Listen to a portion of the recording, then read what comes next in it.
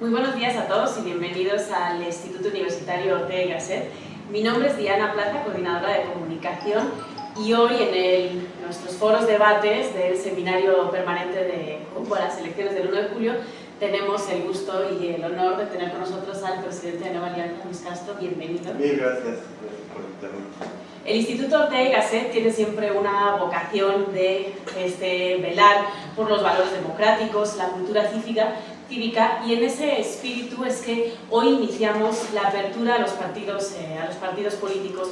Iniciamos con Nueva Alianza, pero como vais a ver en pantalla vamos a tener los próximos miércoles de debate de este siguiente mes a otros representantes de los partidos políticos, Germán Martínez, candidato a senador por Morena, Marco Antonio Adame, del Partido Acción Nacional, y Arnulfo Valdivia, secretario de Asuntos Internacionales del Comité Ejecutivo Nacional del PRI. Eso lo vamos a tener en los siguientes meses. Nos gustaría que sientas un foro libre para compartir con nuestra audiencia todo lo que consideres oportuno, ¿no?, para informarles y contribuir a un debate democrático del país. Sin más, ya te dejo con la audiencia y les recuerdo que pueden participar a través de nuestras redes sociales, mandándonos preguntas en Facebook o en Twitter, y que posteriormente nosotros te las compartiremos para que puedas responderles. ¿Sí? Bueno, muchas gracias. Pues quiero agradecer al Instituto Ortega y Gasset la oportunidad de comunicarme con todos sus seguidores de Facebook, de redes sociales. Creo que si se logra establecer una conversación, ya sea que respondamos ahora o que respondamos en el curso de los días, pues va a estar padre. Me pidieron que hable del camino hacia las elecciones, este foro que comienza el día de hoy y que van a tener representantes de otros partidos. Yo creo que lo que empieza bien, acaba bien, y la gente que estará desfilando por aquí pues es muy interesante. Organicé mi presentación con el vil propósito de tratar de convencerlos de que pensemos bien lo que está en juego en 2018, y si lo dice el presidente de un partido, bueno, pues trataré de llevar agua a mi molino, pero trataré de hacerlo apelando a la inteligencia, porque quienes nos siguen aquí, uno, tienen interés en el proceso electoral, dos, si tienen interés en la perspectiva académica, analítica y de información sistematizada y plural que ofrece una institución tan seria como el Ortega y Gasset. Y hablo también del Ortega y Gasset porque me siento como en casa por la cercanía que he tenido con esta institución académica durante muchos años. Organicé mi presentación para hablarles primero del contexto, del momento en el que estamos viviendo, de por qué estamos, desde mi punto de vista, enfrentándonos a un clima de opinión, a una forma de darse las conversaciones en el país en torno al proceso electoral, que se acerca a la crispación, en donde no hay cabida en el debate y donde nos vamos con muchas fintas. Lo primero que les tendré que decir es que estamos viviendo lo que mi amigo el doctor Parra llama un proceso de desafección política. La sociedad está enojada. La sociedad mexicana pasa de la indiferencia a la irritación. Podría decir irritación con una palabra más fuerte, pero en este momento todavía no me suelto confiar tanto la transmisión en internet. Pero bueno, este desinterés, esta desafección social que puede pasar por un gran enojo o una irritación de la sociedad respecto de los políticos, de la sociedad mexicana respecto de algunas de las principales instituciones, entre ellas especialmente los partidos políticos, no solo genera un espíritu crítico hacia todo lo que provenga de estos actores, sino que también genera un problema de credibilidad. Hay escasa credibilidad a lo que dicen los partidos, a lo que dicen los actores políticos, a lo que nos señalan las instituciones. De tal suerte que es como cuando tenemos los sentimientos a flor de piel y cualquier cosa nos genera un salpullido, una irritación o una reacción frente a lo que sucede en el acontecer político. ¿Y por qué es esto? ¿Por qué pasa esto? ¿Y pasa solo en México? No. Está pasando en varias partes del mundo. Ocurrió en el Reino Unido. En el Reino Unido, ustedes recuerden que hubo un referéndum un referéndum muy importante para decidir si el Reino Unido seguía perteneciendo a la Unión Europea o se salía. A eso se le llamó Brexit, por ser Bretaña y exit salida, era el referéndum del Brexit. Y la sociedad, principalmente la gente mayor, la gente con posición conservadora, la gente que añoraba el pasado, donde creían que el pasado era un mejor momento, se impuso en una votación donde la juventud se confió, donde los que pensaban que se iba a seguir en la Unión Europea, que era el camino que se deseaba, la visión europeísta fue derrotada por no participar. ¿Qué pasó? Se impuso el voto de los enojados. Y el Reino Unido se sale de la Unión Europea en un proceso en el que castiga a todos. Pierden los británicos, pierde la Unión Europea y se genera una crisis en un proceso de unidad de un continente entre que lo básico y lo más importante que ha conseguido es al menos posponer la guerra entre los países que integran la Unión. No desaparecer el conflicto que sigue ahí, pero al menos se ha pospuesto la guerra y no ha habido guerra intraeuropea desde que hay comunión europea. Ya no hablemos de los temas económicos y comerciales. Bueno, la gente, la raza dijo, vámonos, Gran Bretaña gana el Brexit. Pero no es el único ejemplo, lo tuvimos en Colombia, acuerdo de paz, y rechazan en un referéndum el primer acuerdo de paz. Es como dispararse en el pie, también es un voto enojado, manipulado por una cuestión conservadora, que genera una situación en la que todos pierden. Pero no basta como ejemplo, le ocurrió en Estados Unidos. Los estadounidenses se equivocaron al elegir a Trump.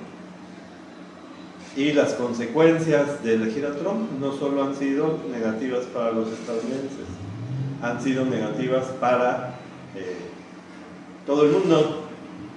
Y han modificado el mapa de riesgos mundial y han modificado las amenazas que tenemos como países en el exterior. Puse 3 ejemplos, hay muchos más, de la manifestación en distintas formas de conducta política frente a decisiones que importan a las sociedades. Y en México nos acercamos en el 38 días, 39 días, menos de 40 días para que tengamos que decidir el rumbo, el destino de nuestro país, el rumbo, el destino de nuestra economía, el rumbo, el destino de nuestra forma de organización y de representación, el rumbo y el destino de nuestros hijos y de nuestros nietos.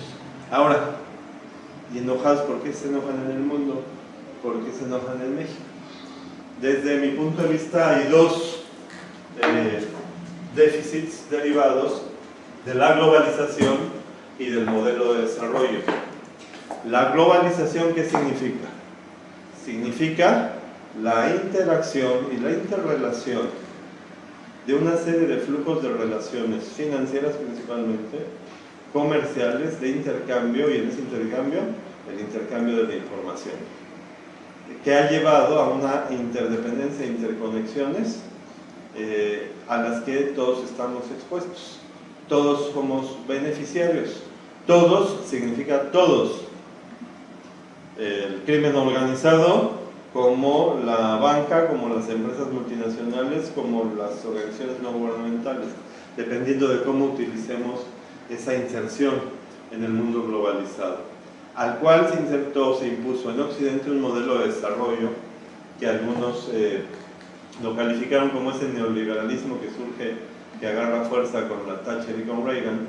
Pero lo que es que hay un modelo económico y un modelo de organización internacional que presenta al menos los siguientes déficits. El primero, el déficit de la inclusión económica, la pobreza, la desigualdad, cuando menos se ha mantenido, y en la mayor parte de los países se ha magnificado la profundidad, ha aumentado la distancia, se ha perpetuado la desigualdad. Esto es la inclusión económica de grandes sectores de la población, de las poblaciones de los países insertos en Occidente, en el modelo de globalización económica, presenta el déficit económico de la inclusión.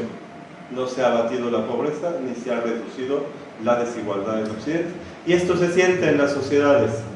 Y nos pueden transar unos financieros en 2008, transar a unos, y se genera una crisis en el resto del mundo. Y recordemos que fue en México donde se inauguraron las crisis financieras internacionales del siglo XXI con el error de diciembre de 1994. Esto es importante registrar lo que sucedió en México, el impacto que tuvo en el mundo, pero registrar lo que sucedió en 2008 y cómo esa especie de fatalismo de que todo tiene que ser global, de que estamos insertos en algo que se decide además, no se sabe dónde, nos afecta y no nos permite reducir los rezagos sociales. Ese es un déficit que está inmenso, que no lo piensa la sociedad, dice, esto es el resultado de lo que no, es en el día a día.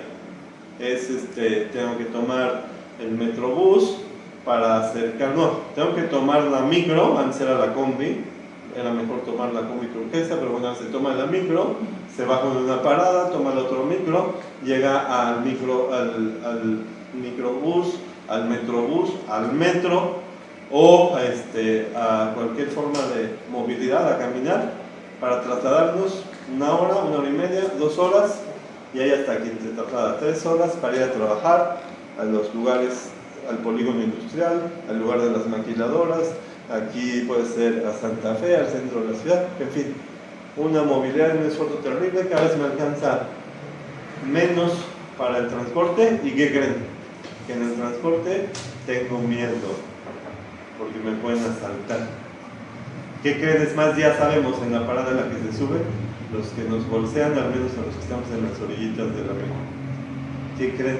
Que a veces pues nada más es el guacho, a veces nada más es la cartera, pero a veces se sacan de onda, hasta se llevan a micro y nos pasean. Entonces ese es un déficit terrible que estamos viviendo en el país, pero no solo es el déficit económico, tiene que ver, y también hay un problema con la calidad de la representación, que tiene que ver con la calidad de la democracia, tiene que ver, y lo voy a decir así en estas palabras, y esta es mi hipótesis, con la calidad de la élite dirigente. ¿Por qué quiero decir esto? Porque el problema no es los partidos políticos, el problema no es el gobierno o los gobiernos, porque tenemos gobiernos del PRI, del PRD, del PAN, hemos tenido en la presidencia del PAN y del PRD, pero en los municipios, en los gobiernos estatales hemos tenido, bueno, en Nueva Alianza estamos gobernando ahora algunos municipios. El problema no es si sirven o no sirven las instituciones, el problema está en que en nuestra democracia deficitaria hemos conseguido que se alejen los políticos de la ciudadanía por tener una agenda en la que se privilegia la agenda de los partidos o la agenda de los políticos para conservar el poder, para mantener una serie de privilegios a costa de la plataforma ideológica, a costa del programa de gobierno, a costa de las ofertas de campaña, a costa de aquello para lo que fui elegido, y fui elegido o designado por un gobierno que fue elegido para representar y cumplir aquellas promesas y causas que estuvimos diciendo en campaña. Entonces, hay una democracia deficitaria, hay los partidos políticos y los políticos mismos tienen crisis, tenemos crisis de credibilidad, no tenemos buena imagen en general en un proceso de sociedad enojada, y esto se debe principalmente a que hay problemas en el modelo de desarrollo económico, en la forma de insertarnos, en la forma de distribuir todos los beneficios que deben dar instituciones y economía. De tal suerte que nuestra calidad democrática está en duda por la sociedad, y cuestionan hasta instituciones que funcionan con bastantes índices positivos de eficiencia, como podría ser el Instituto Nacional Electoral, que para organizar el proceso electoral es impecable, aunque pues ha tenido sus problemas para tomar decisiones objetivas colegiadas sin traspasar las propias atribuciones que le da la legislación. Tenemos entonces un contexto de gente enojada, tenemos problemas de credibilidad en instituciones y llegamos a las elecciones mexicanas de 2018. Y en las elecciones mexicanas de 2018 resulta que vamos a tener solamente 3.419 elecciones, combinando los tipos de elección que hay, que es local, estatal y federal. Podemos decir, hay elecciones presidenciales para presidentes municipales, hay elecciones para diputaciones locales, hay elecciones para gobernadores, hay elecciones para diputados federales y senadores, hay elección para presidente o presidenta, bueno, ya presidente de la República, porque ya Margarita ya solamente es para, tenemos una opción manifiesta de posibilidad de género en la presidencia. Entonces, si vamos a tener 3.419 elecciones, ¿qué creen? Que vamos a elegir 18.205 cargos. Hay candidatos para 18.205 puestos. Y si en uno de esos puestos hay candidatos de 3 coaliciones, multipliquen 18.000 por 3, que a mí no me sale, son como 57.000. ¿Y de dónde vienen esos 18.000? Tan solo son 17.500 entre las planillas de síndicos, regidores y presidentes municipales, y 629 cargos que incluyen desde diputados, senadores, gobernadores y presidente de la República. Eso se va a elegir. Eso se va a elegir y ustedes me van a decir que creen que ya saben cuál va a ser el resultado, pero no, se equivocan, no crean en las encuestas, pero ahorita les digo por qué no deben creer en las encuestas. De entrada, porque creer es un acto de fe. Es uno de los motivos por los que no hay que creer en las encuestas. Hay que analizarlas, revisarlas y seguir forjando opinión en función de lo que dicen las encuestas. Pero, si eso es lo que vamos a elegir, ¿entre qué opciones vamos a elegir? Y ustedes ya están pensando entre, ¿cómo le dijeron ahora después del debate? Entre Ricardo, creyeron que lo iba a decir, entre Andrés y entre José Antonio Meade, y perdón, se me olvidaba, y el Bronco, que tiene una virtud, se me olvidó su nombre, pero es el Bronco. Bueno, el candidato Rodríguez. Entonces, no, en realidad no vamos a elegir solo entre ellos, se personaliza en una campaña electoral, pero lo que vamos a elegir es proyecto de nación, es rumbo, es destino. Vamos a decidir por qué ruta o camino va a ir el país. Vamos a elegir cómo se va a integrar un gobierno, vamos a elegir cómo se van a definir políticas públicas, vamos a elegir cómo se van a tomar decisiones que nos van a afectar en nuestra calidad de vida, cómo se van a tomar decisiones que van a afectar en la calidad de vida de nuestra familia, vamos a tomar decisiones que van a incidir en cómo se va a desarrollar la economía del país, la distribución, vamos a tomar decisiones que van a definir nuestros hijos, su futuro y nuestros nietos. De ese tamaño es la importancia de la decisión.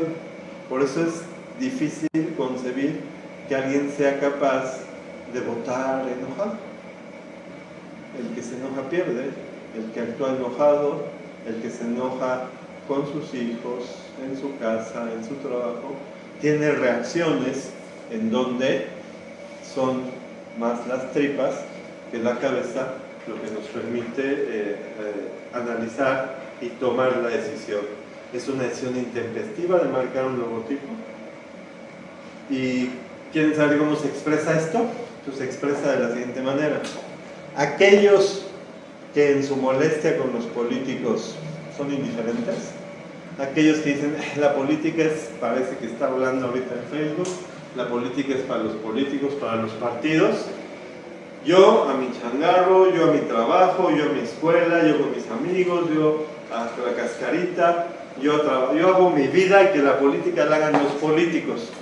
Ese enojo es el de la gente que renuncia a decidir. Y cuando alguien renuncia a decidir, en realidad no está castigando a otros. En realidad, cuando alguien renuncia a decidir, lo que está haciendo es dejar que otros decidan en lugar de uno. Y esos otros normalmente son los que nos caen más gordos o con quienes no estamos de acuerdo. Ese es un tipo de enojo. Así se manifiesta políticamente. Hay un segundo tipo de enojo. Y ese segundo tipo de enojo es el que tiene que ver con la participación, con la organización, con la denuncia.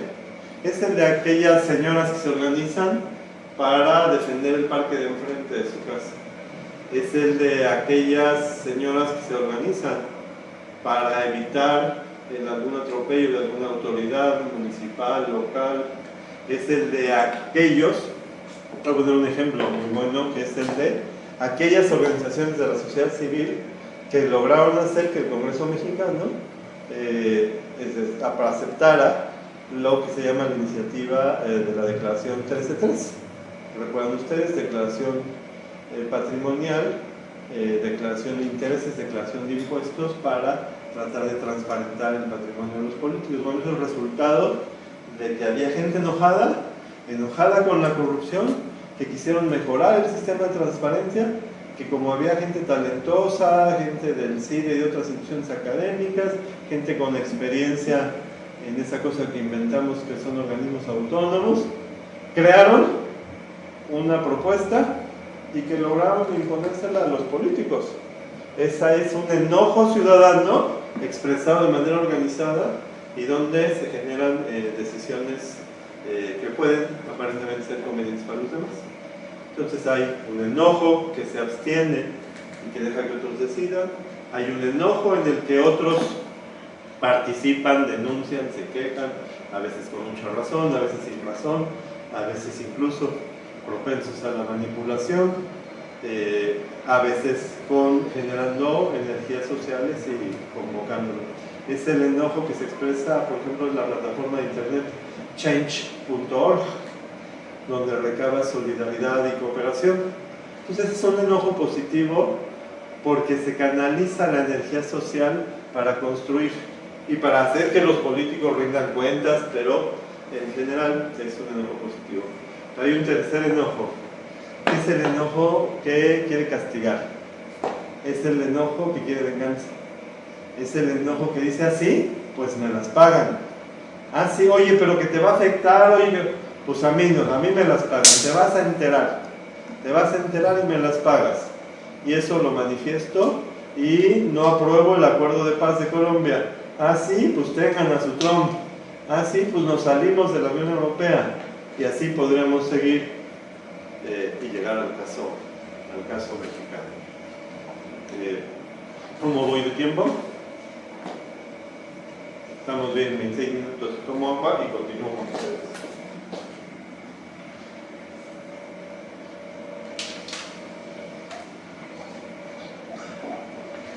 Si ese es el contexto, y en México les digo que están en juego los proyectos de nación, ¿cuáles son estos proyectos de nación?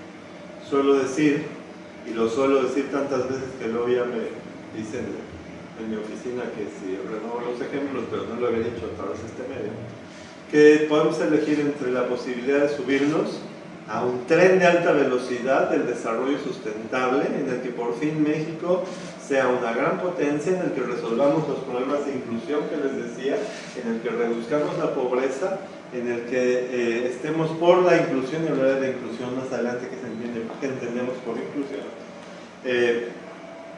O podemos subirnos a una locomotora de vapor,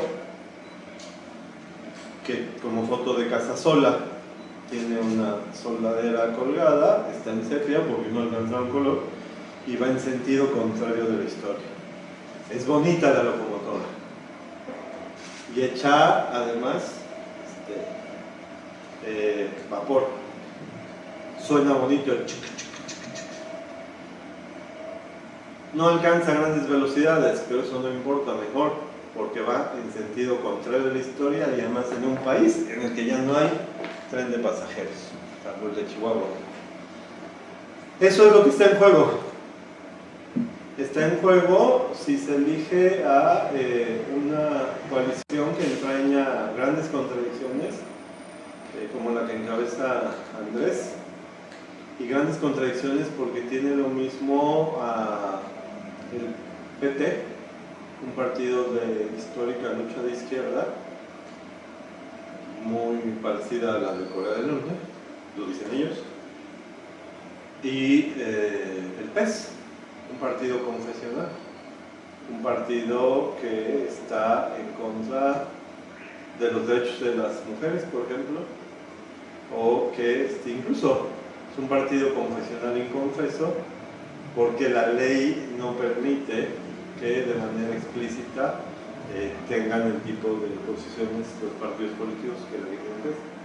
Pero está dispuesto a todo para llevar un modelo de desarrollo que era muy bueno en el México de los 70s del siglo pasado. En la segunda mitad del siglo pasado, el modelo del nacionalismo revolucionario, del desarrollo estabilizador, de lo que él defiende como la herencia para el progreso, tenía una explicación, tenía una razón de ser histórica si estuvieran de acuerdo con ello, generaba posibilidades. Pero ahora estamos por terminar la segunda década del siglo XXI. Estoy hablando no sé con cuántas personas a través de una camarita y además me van a contestar algo. Es otro el mundo en el que vivimos, el de la sociedad de la información, el de la nueva economía. Es otra forma de relacionarnos, es otra forma de comunicarnos con los jóvenes. No es la de ese modelo de desarrollo de la locomotora de vapor en sentido contrario. Pero me van a decir, pues sí, nos subimos al tren de alta velocidad y cómo sé que ahora sí. Y cómo sé que, pues, yo les voy a tratar de decir por qué Nueva Alianza es una opción frente a esto.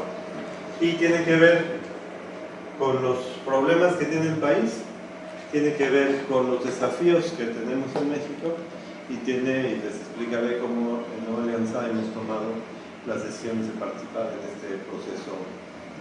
en este proceso electoral tan importante que vamos a elegir 18,000 cargos y que lo vamos a hacer. En algunos estados habrá 4 papeletas, solemos decir que vamos en el 4x4, en otros estados habrá 5 papeletas, en otros estados habrá 6 papeletas. La primera vez que ocurren tantas elecciones de manera simultánea.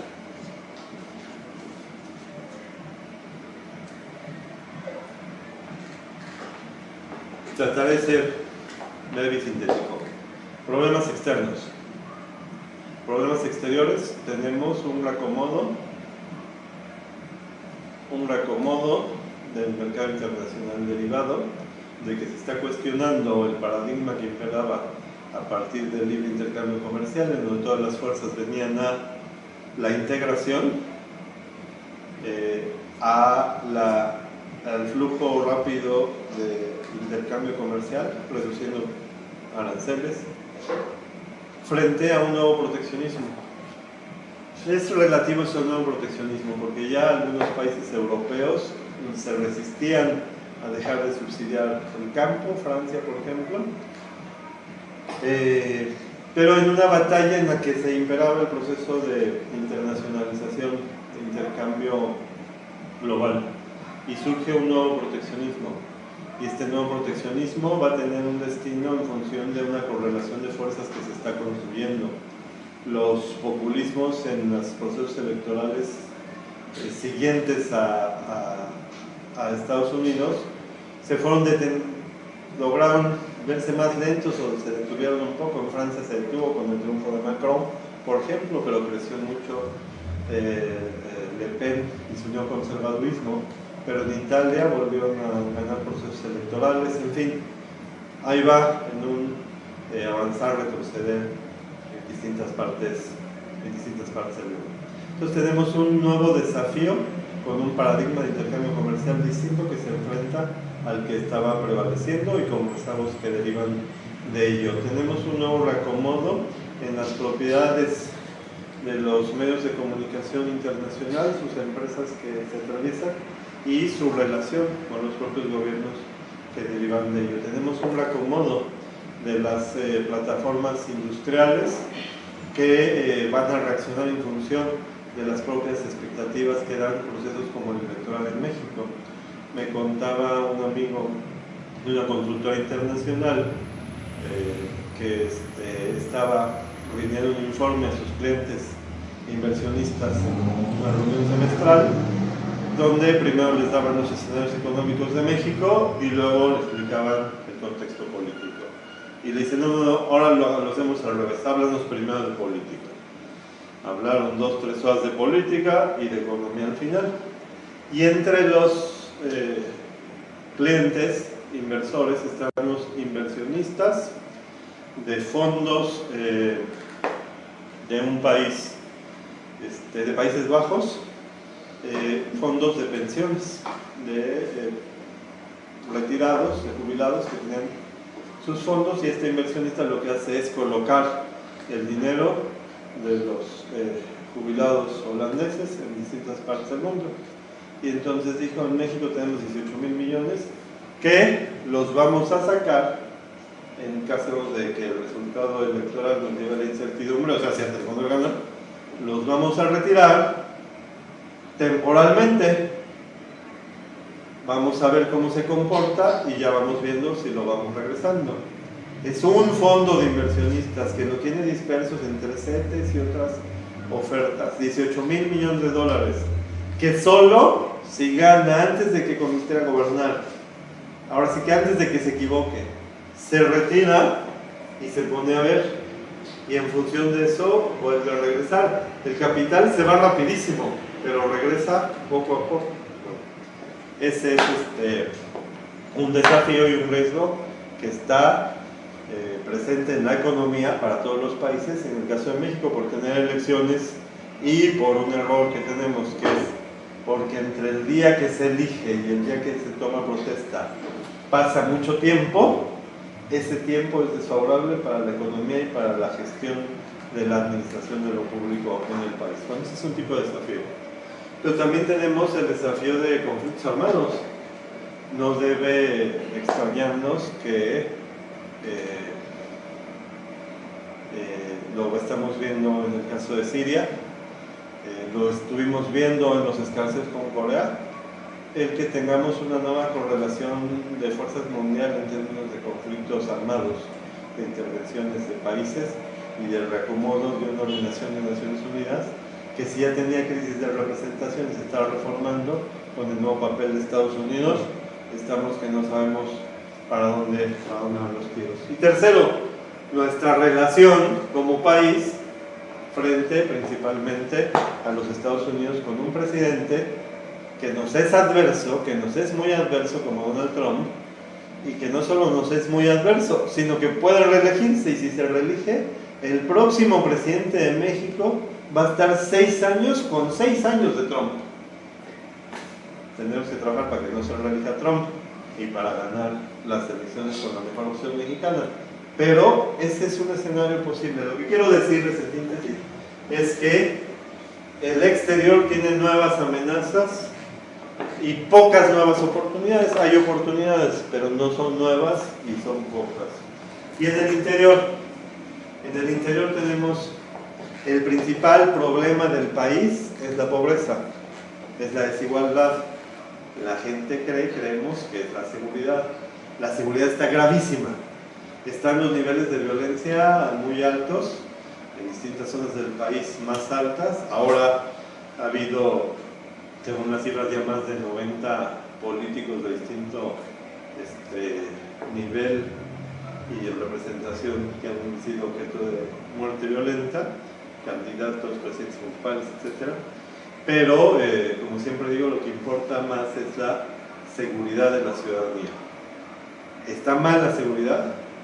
La percepción de la seguridad está más mala aún, pero es más grave todavía la pobreza y la desigualdad en nuestro país. Y entonces cuando hablo de inclusión, hablo de que incorporemos a millones de mexicanas y de mexicanos a la economía y a la posibilidad de obtener satisfactores, a que mejore la calidad de vida. Y aquí voy a meter un anuncio comercial porque no se me va a olvidar el rato. Por eso nuestra propuesta con nuestra candidatura presidencial de terminar con la pobreza extrema infantil adquiere relevancia. Esto es, se pueden tomar decisiones en 4 o 5 campos a partir de lo cual no nazcan nuevos niños y niñas en pobreza extrema en nuestro país. Dicho mal y pronto, acabar con unas condiciones de tajo, pero para el futuro acabar con la pobreza extrema infantil en nuestro país. Cierro paréntesis del anuncio comercial para seguir hablándoles entonces. Primer problema, el de la desigualdad y el de la economía. Segundo problema, la inseguridad y sobre todo, porque es la principal función del Estado proporcionarnos, para eso nos organizamos en comunidad y para eso tenemos Estado e instituciones, para que podamos vivir en paz, para tener seguridad y nos proteja. Esa es la función primaria del Estado, que nos proteja, y no la está haciendo bien, la está haciendo bastante mal. Y tercer problema es el de la corrupción y la impunidad, que se puede resumir el de la inseguridad con el de la corrupción en el Estado de Derecho, un Estado de Derecho deficitario que no funciona como debemos hacer que funcione, y para hacer que funcione debemos empezar por nosotros mismos y exigirle a todos los demás que cumplan el Estado de Derecho, si no, no hay forma. Bueno, si tenemos esos 3 desafíos principales, por supuesto que hay muchísimo más, si hablamos de aquí de la Ciudad de México, entre la movilidad y el agua en Iztapalapa, pero si hablamos de cada ciudad, en cada punto del país, hay problemas en común y distintos problemas, pero esos adquieren distinto grado de importancia para la sociedad. Entonces, desafíos externos, desafíos internos, posibilidad de modelo de desarrollo, y ahí es cuando Nueva Alianza toma una decisión de cómo participar en las elecciones. Es la primera vez que vamos en una coalición para presidente de la República. Cuando nacimos en 2005, participamos por primera vez en 2006 y postulamos a Roberto Campa como candidato turquesa a la presidencia de la República, ahora es secretario del Trabajo. Ese fue 2006, en 2009, elección intermedia, competimos solos. 2012 postulamos al primer candidato ciudadano en la historia del México contemporáneo, que fue Gabriel Cuadri Latorre, extraordinario candidato, profundo conocedor de los problemas del país, un gran ambientalista y un mejor amigo que ama profundamente a México. 2015, elección intermedia, y 2018 decidimos postular a José Antonio Meade. ¿Por qué decidimos postular a José Antonio Meade? Por varias razones. La primera, porque ante los grandes problemas del país, ante a 2 posibilidades de modelo de desarrollo, encontramos un cuate súper preparado, como el que más, 5 veces secretario de Estado y sin ningún escándalo, sin cola que le pisen. Andrés tiene cola que le pisen, Ricardo tiene cola que le pisen, el Bronco, ya me acordaré su nombre antes de que acabe esta transmisión, tiene cola que le pisen, y este cuate no. Segundo, sin militancia partidista, se nos ofrece como candidato ciudadano. Es el segundo candidato ciudadano que postula Nueva Alianza. Entonces tiene preparación, tiene trayectoria, es honesto, no tiene cola que le pisen, y comparte y aceptó una plataforma de Nueva Alianza, y nuestra plataforma de Nueva Alianza representamos, creemos, una postura liberal, las mejores causas sociales, las causas más sensibles de la sociedad, tema de causas y de derechos, y por supuesto tenemos una alianza estratégica con el Magisterio Nacional y defendemos como uno de nuestros puntos principales la educación pública, gratuita, laica, obligatoria, de calidad e incluyente, en un momento en que la educación pública tiene una ofensiva de la derecha mexicana, en un momento en que la educación pública mexicana es vista como botín de políticos, es vista como botín de algunos empresarios que lo ven como un espacio de negocio, es vista como un terreno para hacer doctrina, como los religiosos del Partido Encuentro Social, En fin, entonces sí, es legítimo y es actual y es vigente defender la educación pública gratuita para que todos los mexicanos y mexicanas que tenemos derecho a educar a nuestros hijos lo podamos hacer con cargo a toda la sociedad. 2, obligatoria para que por ningún pretexto podamos sacar a nuestros hijos de la escuela, ya sea para trabajo infantil o para distintas cosas.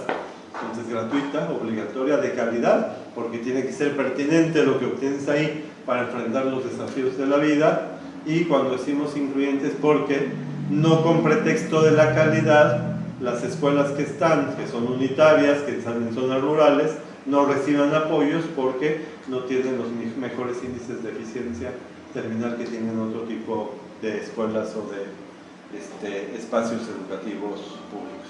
Entonces, frente a estas causas, ¿y cuáles son estas causas?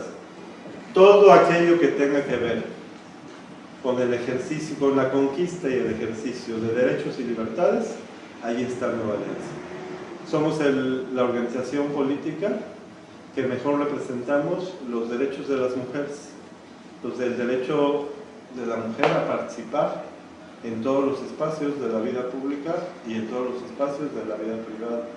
Estamos defendiendo no solo para quitar los obstáculos que le permitan desarrollarse con equidad, sino que además tenga el ejercicio de todos sus derechos sobre su persona, sobre su cuerpo, sobre su salud reproductiva.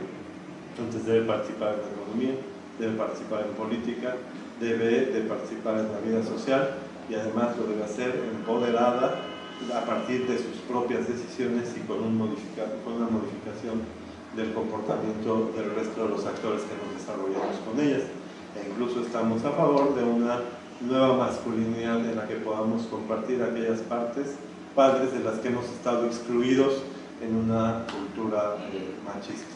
Representamos mejor que nadie los intereses de los jóvenes. ¿Por qué razón? Porque partimos de una concepción distinta a la del resto de los partidos políticos y organizaciones, que dicen los jóvenes son el futuro de México. Y eso no es cierto. Es un error grave. Los jóvenes son el presente de México. En el futuro no van a ser jóvenes. Ahora son jóvenes y ahora tienen que tener oportunidades. Oportunidades que ellos las ejerzan, las conquisten y las desarrollen. ¿Qué oportunidades? A estudiar, oportunidad a chambear, oportunidad a portarse como jóvenes.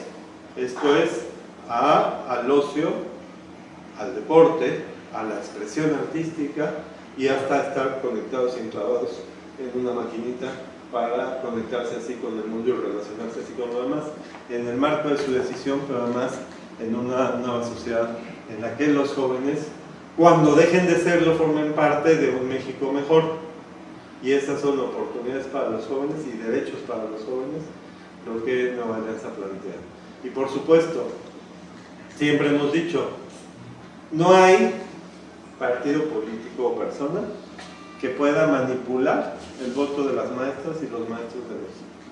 Las maestras y los maestros de México, aparte de entregar con vocación su vida para que cada día 30 millones de niños sean depositados en confianza por las familias mexicanas, todos los días nos dejan a sus chavitos, están confiando ya en nosotros, nos lo dejan a cargo y no solo se cumple con vocación esa función, sino que además se forma parte de la sociedad, del grupo social más preparado, con mayor capacidad de lectura y de comprensión.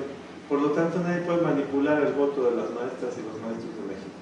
En Nueva Alianza lo que hacemos es aspirar cada día a representar mejor sus intereses legítimos. Y sabemos que hoy en día pasan por la certeza laboral, por el salario y por la seguridad social. Si queremos tener mejor educación, debemos tener mejores maestros, mejor preparados y mejor pagados. Es en este contexto en el que estamos participando en el proceso electoral y es en este contexto en el que estamos llamando desde Nueva Alianza a poco más de 30 días y menos de 40 para tomar las decisiones más importantes para nuestra vida en los siguientes al menos 6 años, porque las consecuencias pueden ser mayores, que estamos invitando a votar por Nueva Alianza. Van a decir sí, pero el 80% de la gente en las encuestas dice que quiere una alternancia. Y yo digo, sí, ojo, la alternancia la quiere cualquier gobierno, ¿eh? Los gobiernos en los estados están gobernando PRI, PAN y PRD, y lo que la gente quiere es alternancia. Lo que la gente quiere es cambio, porque las cosas no deben seguir igual. No debe seguir igual la corrupción y la impunidad.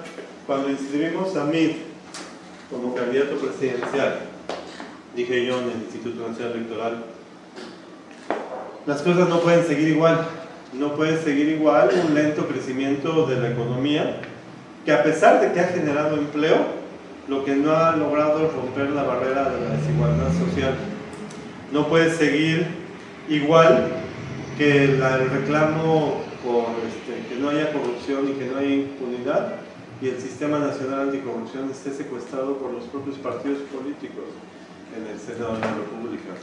No puede seguir igual que, aunque hay consenso para combatir la corrupción, no nos ponemos de acuerdo para que se eche a andar el sistema y no haya consecuencias y consenso nacional sobre las consecuencias frente a los actos de corrupción.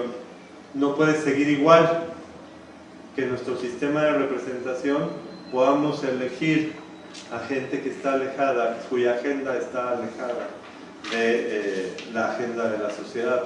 Porque desde Nueva Alianza pensamos que la representación, el Congreso, el poder es un medio, no es un fin. Es un medio para transformar las cosas, para que las cosas no sigan igual. No puede seguir igual un federalismo incompetente, no puede seguir igual un sistema judicial que no nos devuelve seguridad y libertad, no puede seguir igual las cosas como se están dando en el país. Pero si no puede seguir igual las cosas, lo que necesitamos es avanzar, no retroceder. Lo que necesitamos son mejores conquistas y garantizar las que tenemos, no ponerlas en riesgo.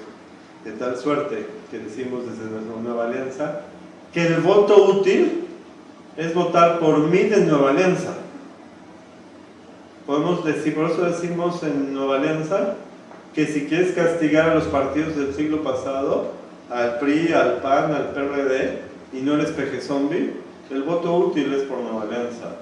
Por eso decimos en Nueva Alianza que si quieres salvar al país, si no quieres hundir la economía, si no quieres que se pierdan empleos, pero no quieres, te da no sé qué, votar por los mismos de siempre, votes por Nueva Alianza. Tendrás mejores candidatos desde la presidencia municipal hasta la presidencia de la República, tendrás la señal de que los estás castigando y no pones en riesgo el futuro de México. Y no he hablado de encuestas, pero creo que ya llevo 50 minutos. Solo que quisieran preguntas, hablaremos de encuestas en otro momento. Gracias. ¿Tu turno? Mi turno. No, el turno de las preguntas de nuestra audiencia. Bueno, primero de todo, muchísimas gracias por tu participación con nosotros, y hay varias, ¿no? Voy a tratar de agruparlas porque tienen algunas el mismo sentido. Nos han hecho algunas en torno al, como iniciabas tu disertación, en torno al enojo, ¿no? Entonces, el sentido de las preguntas es ¿qué hacer con ese enojo? Si se va a terminar en enojo cuando se haya emitido el voto, y en qué forma los partidos políticos podéis contribuir a que la gente no se deje llevar por ese enojo. Entonces, ese serían como el sentido de las preguntas en este momento. Perfecto. Bueno, sí, a lo mejor me extendí un poco el enojo, pero es lo que está en el ambiente, es lo que está en el ánimo, es lo que se expresa en la parte orgánica de las redes sociales. Como le dicen, haters, que son como, se traduciría como el que odia, ¿no? Un odiante. Sí. Es un odiante, pero a veces es un odiante odioso. Entonces, me desvío tantito y regreso al enojo. Resulta que la expresión del enojo en internet hay que como taxidermistas, separarlo. El internet nos ofrece un espacio de libertad muy padre si logras escuchar conversaciones y más si logras insertarte en las conversaciones y dialogar. Pero al ver cómo se expresaba de manera libre y poco controlada esto, ocurrieron dos distorsiones. Una distorsión económica, el de aquel tuitero, bloguero, youtuber exitoso, que entonces dijo, puedo comer gratis, entonces me voy al changarro, me voy al restaurante, me voy al antro, y les digo, ¿qué crees? Que yo soy aquel, tengo quién sabe cuántos seguidores, y aquí estoy a punto de mandar un mensaje gacho. No, espérate, hombre, esto va por mi cuenta, y no sé qué, está bien, y entonces viene el comentario positivo. No estoy inventando nada, creo. Y quienes me oigan no se enojen, blogueros y youtubers. Luego, es una distorsión que tiene una expresión económica legítima cuando dices, oye, pues yo tengo tantos seguidores, este es un espacio publicitario y esta es la tarifa, y bueno, se va institucionalizando y normalizando. Y tienes el otro, el terreno de los políticos. Todo resulta en una serie de tercera dimensión, no zona fantasma como en Superman, donde están los bots de unos contra los bots de otros. Entonces tienes una conversación orgánica donde se expresan enojos, vuelvo al enojo, y otra donde participan denostadores robóticos que están expresando y generando toda una confusión. Y ambas están retroalimentando la creación de una realidad nueva, una realidad no real que se impone a la realidad real, y la realidad no real acaba convirtiéndose y mezclándose con la realidad. Y en esa llegamos al momento de decidir. Entonces, ¿cuándo puedes decidir enojado? Decides enojado cuando hizo algo tu pareja y que te repatea.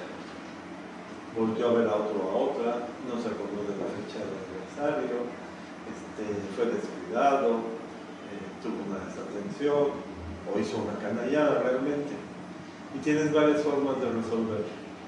Lo puedes resolver hablando, lo puedes resolver conversando, lo puedes resolver ponderando, lo puedes resolver probando otras parejas, lo puedes resolver regresando, lo puedes mandar por el tubo, y depende, ¿tienes hijos con él? ¿No tienes hijos con él? ¿O hijas?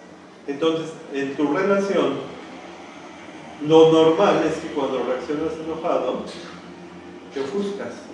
Tu mente se nubla. El celo es un gran ejemplo de ello, y es producto de la inseguridad, te nubla, y entonces tomas decisiones que lo normal además es que te lleven a nuevos errores que hagan que se enojen y que te enojes, y entras en una espiral de la que no puedes salir. Si eres depresivo, pues acabas tomando chochos, si eres eufórico, en fin. Ninguna decisión enojado te lleva a una buena decisión y a un buen resultado. Pero ¿qué crees? Que si te dicen, oye, ¿estás enojado? Te enojas más. Oye, no vayas a decidir enojado. ¡Que no estoy enojado! No vayas a decir. Y entonces te genera una doble confusión. Entonces esto se traslada a la política cuando hablas de emociones. Entonces lo que nosotros estamos haciendo es de nueva alianza. ¿Qué están haciendo los otros partidos? Los otros partidos están activando el enojo. Entonces están polarizando, y entonces ¿qué hace uno?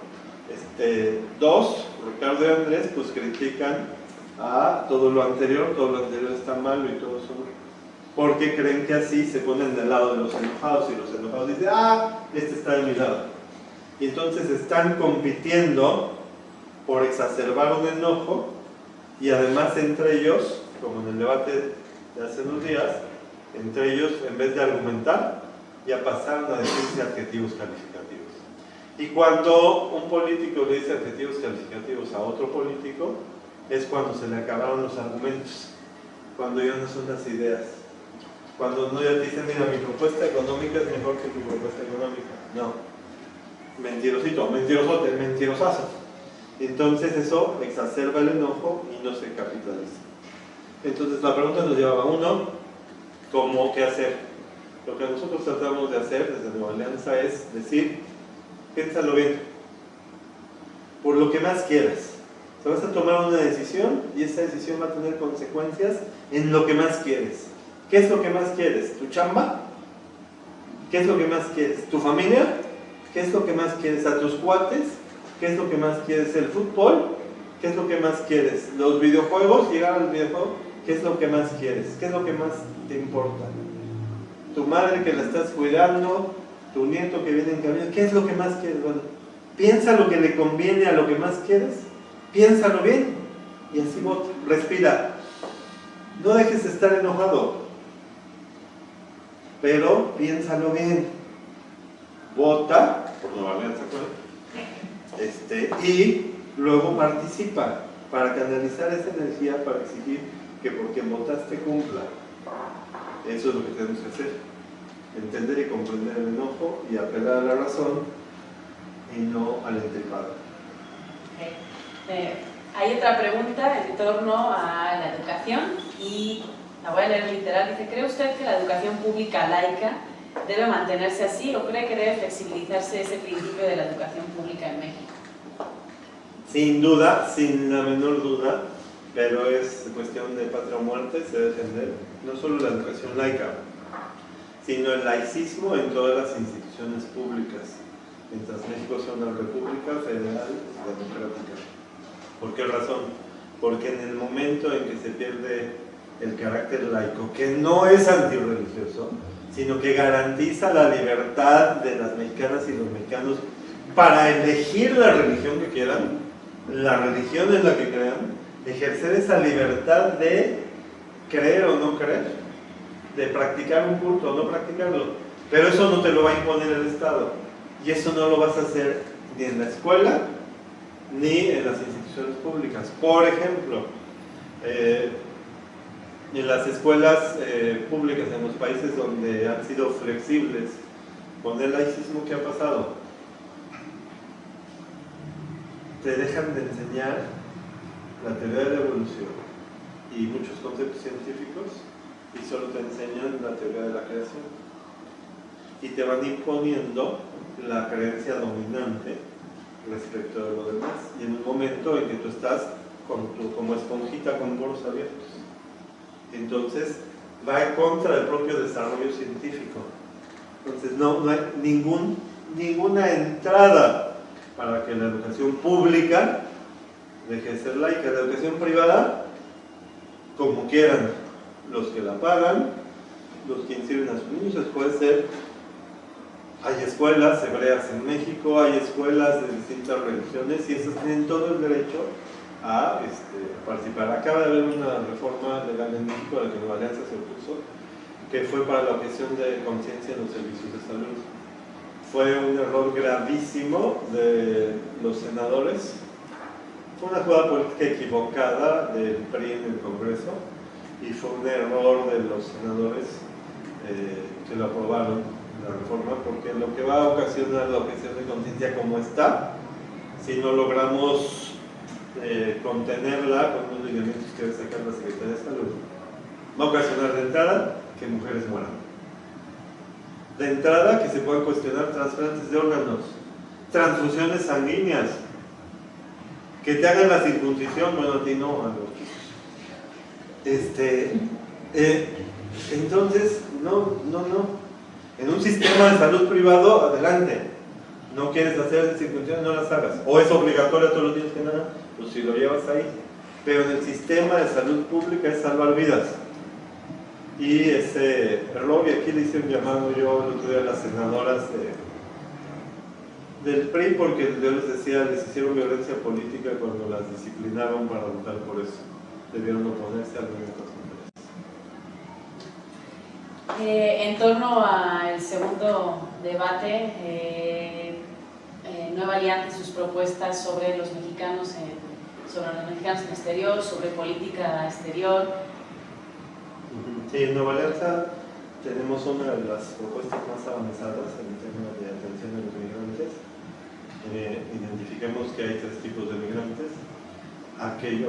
México tiene relaciones importantes frente a 3 tipos de migraciones. Primero, somos un país expulsor de aquellos mexicanos y mexicanas que no encuentran resueltas o satisfechas su situación económica o socioeconómica, o incluso ya en algunos casos por violencia, que tienen que irse a otro lado a conseguir más recursos para mandárselos a su familia o para conseguir una vida mejor. Entonces, México, lamentablemente, somos un país expulsor, pero también somos un país receptor.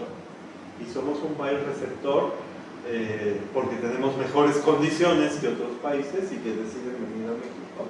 Y te puedo decir, por ejemplo, que tuvimos de 2008 para acá una oleada de europeos, entre ellos españoles, que vinieron no solo por el plan de estudios de Ortega y Gasset, sino que vinieron a México porque la crisis económica no le da oportunidad a los chavos en España y en los países. Tienen derecho a trabajar en cualquier país de la Unión Europea todavía, pero que no tienen es trabajo.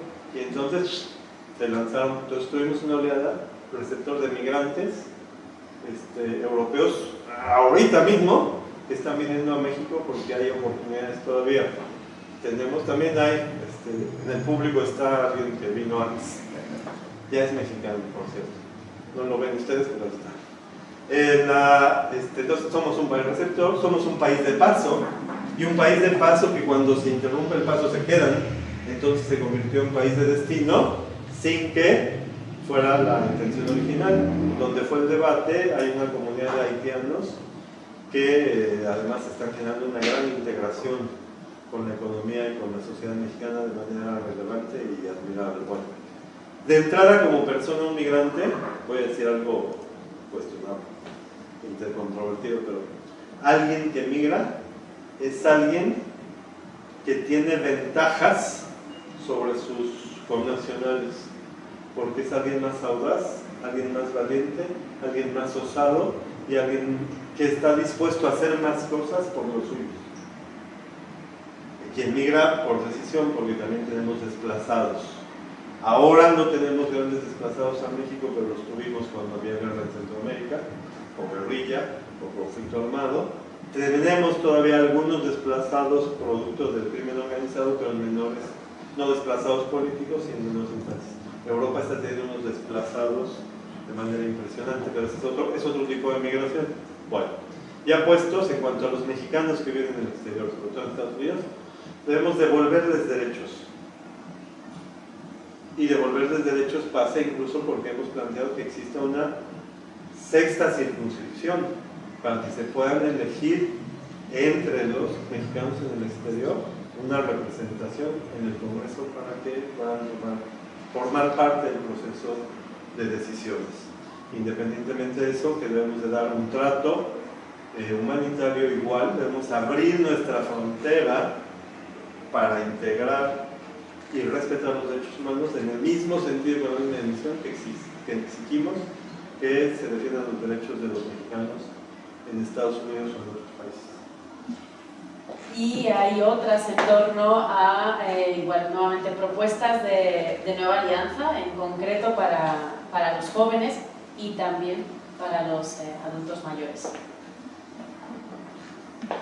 En el caso de los jóvenes, bueno, me extendí un poco, había dicho oportunidades, porque los jóvenes tienen energía, tienen ganas, tienen futuro, tienen lo que necesitan nada más son oportunidades. Una de las causas más fuertes, una de las principales causas de deserción escolar media superior y superior en el Estado de México, y hay estudios que lo comentaban, es por problemas de movilidad. La distancia entre el centro de estudios y el hogar, o entre el centro de estudios y la chamba, genera tal desgaste que acaba convirtiéndose en el factor para dejar los estudios. Entonces, a veces la oportunidad de estudios pasa por otros satisfactores, que en el caso del Estado de México es muy fuerte el de la movilidad. Pero la segunda causa de abandono en ese nivel es el embarazo adolescente o el embarazo pronto, el embarazo a veces no deseado de las chavas en preparatoria y en los comienzos. Es la segunda causa del abandono de esa oportunidad. Entonces, ¿qué necesitan ellas?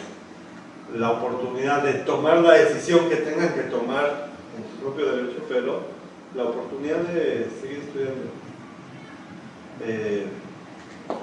Entonces, para nosotros la propuesta de Nueva Alianza es uno, oportunidades de trabajo, oportunidades de estudio y oportunidades de expresión, que son culturales, que son deportivas, que son artísticas y que son recreativas o de ocio, para poder canalizar todo ello.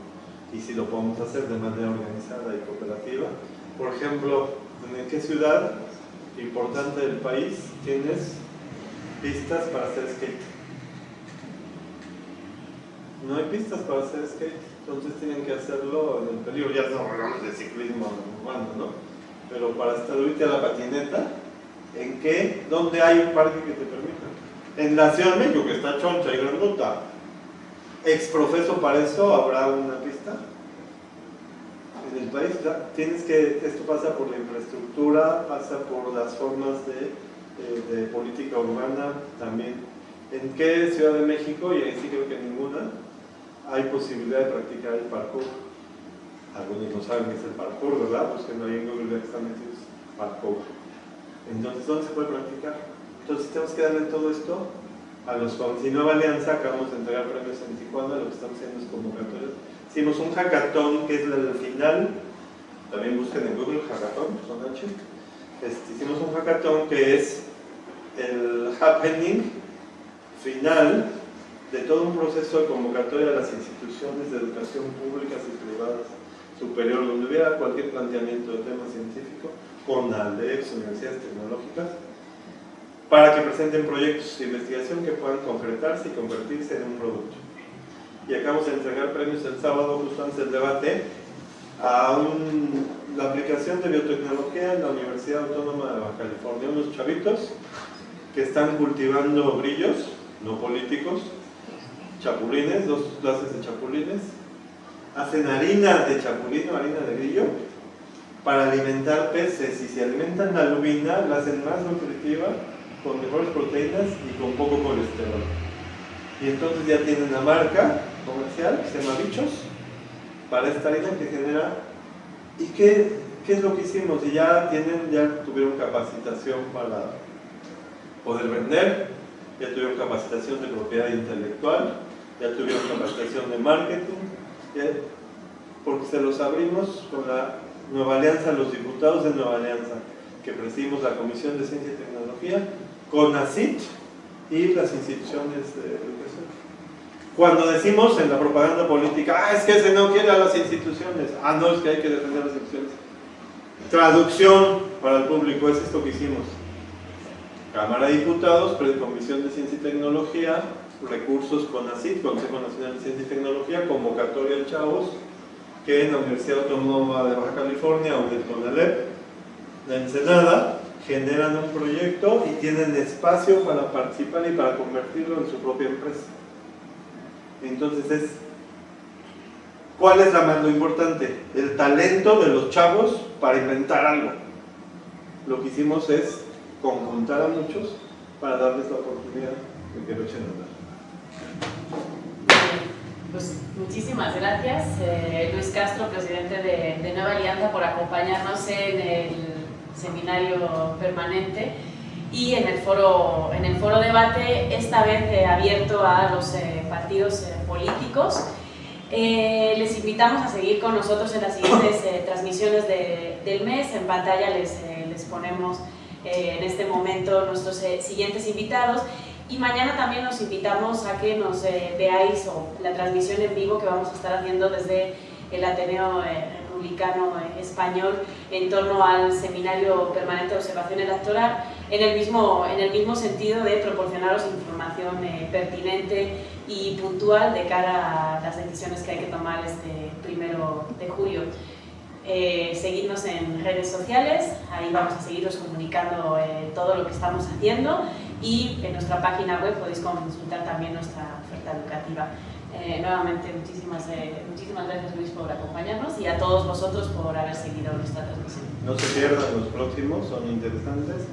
Germán Martínez presidió el Partido de Acción Nacional, ahora está con Andrés Manuel, que les explique sus contradicciones, sus cambios de conciencia. Lo mejor que hizo Germán Martínez fue renunciar al PAN cuando perdió la elección.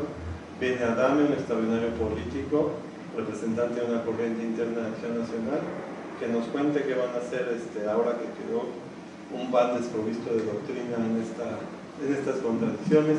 Viene Arnulfo, que fue embajador diplomático, que ha trabajado con migrantes. Los tres son políticos talentosos a los que les pueden hacer preguntas difíciles. Gracias. Gracias.